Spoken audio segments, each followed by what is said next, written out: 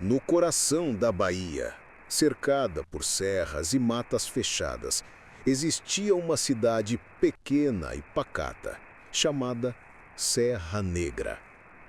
Um lugar em que todos se conheciam pelo nome, onde a vida corria lenta e as noites eram de silêncio profundo. Mas naquela lua cheia de setembro, o silêncio foi quebrado por um uivo que jamais seria esquecido.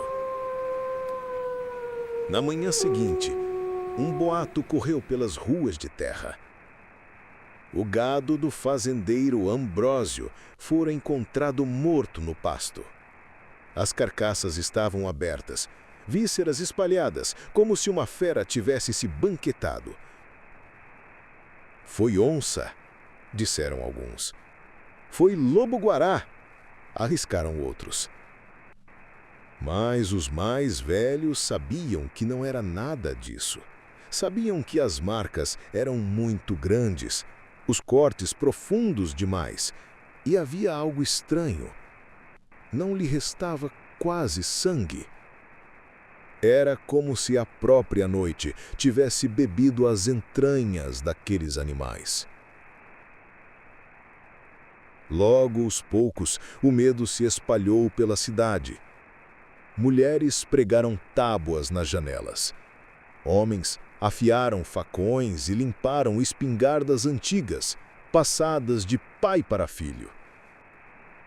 Mas a cada lua cheia, novos uivos ecoavam pela serra, cada vez mais perto. E logo, os animais deixaram de ser o único alvo. Alzira, uma jovem de apenas 18 anos, não voltou do rio naquela noite. No dia seguinte, encontraram apenas seu vestido, preso entre as pedras, encharcado de sangue. O desespero levou todos à igreja. O padre Clemente, um homem idoso, de olhar cansado, marcado pelo tempo, subiu ao púlpito e revelou o que sabia. Meus filhos, esta cidade carrega um fardo antigo, um pacto amaldiçoado feito por alguém entre nós. A cada lua cheia, ele não é mais homem, se transforma em besta, se transforma em lobisomem. A multidão murmurava, sem acreditar. Alguns riram, outros fizeram o sinal da cruz. Mas naquela mesma noite, quando o sino da igreja badalou 9 vezes, um uivo respondeu das encostas da serra, e ninguém mais duvidou. Entre os moradores havia um ouvinte solitário, Joaquim, um caçador que conhecia cada trilha da mata, cada caverna escondida na serra. Era homem de poucas palavras, mas de olhar firme e determinado. Dizia-se que já enfrentara jaguatiricas, cobras gigantes e até uma onça preta.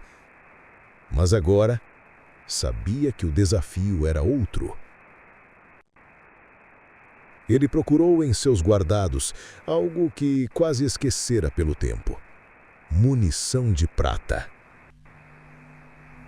Um viajante de longe, muitos anos antes, lhe contara que só a prata podia atravessar o coração de um amaldiçoado.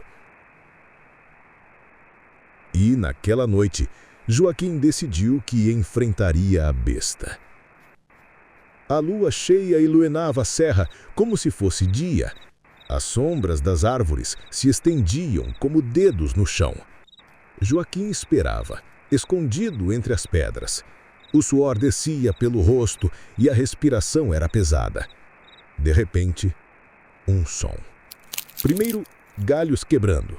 Depois, passos pesados e lentos e um ronquejar gutural. E então, 2 olhos vermelhos surgiram na escuridão. Olhos que não eram de homem, nem de bicho. Era o amaldiçoado, o lobisomem de Serra Negra. A criatura se revelou. Pelos negros cobriam o corpo, garras enormes arranhavam a terra e da boca escorria saliva misturada a sangue. O lobisomem desceu a encosta, correndo em 4 patas, e se ergueu sobre 2, como um homem, pronto para matar. Joaquim puxou o gatilho. Um disparo rasgou o silêncio da serra. A criatura uivou, cambaleou, mas não caiu. Ela avançou, furiosa, sedenta, derrubando árvores e tudo que via pela frente. Joaquim quase não teve tempo de recarregar. Em um movimento rápido, no último instante, ele mirou no coração e atirou. O corpo da criatura caiu no chão e então começou a se contorcer. O pelo queimava, a pele se rasgava, até que o monstro desapareceu. E no lugar dele jazia um homem, Ambrósio. O mesmo fazendeiro que fingira ser vítima, o mesmo que perdera o gado no primeiro ataque. Era ele, o amaldiçoado, o lobisomem de Serra Negra. Na manhã seguinte, a cidade voltou ao seu silêncio, mas não era o mesmo silêncio de antes. Era pesado, denso, carregado de lembranças. O lobisomem de Serra Negra foi morto pelo chumbo da prata, encerrando assim seu reinado de horror. Mas a sua maldição ainda assombra a pacata cidade de Serra Negra. Porque até hoje, nas noites de lua cheia, quando o vento corta a mata, alguns juram ouvir, ao longe, um último uivo de despedida. Assim termina esse relato de um viajante.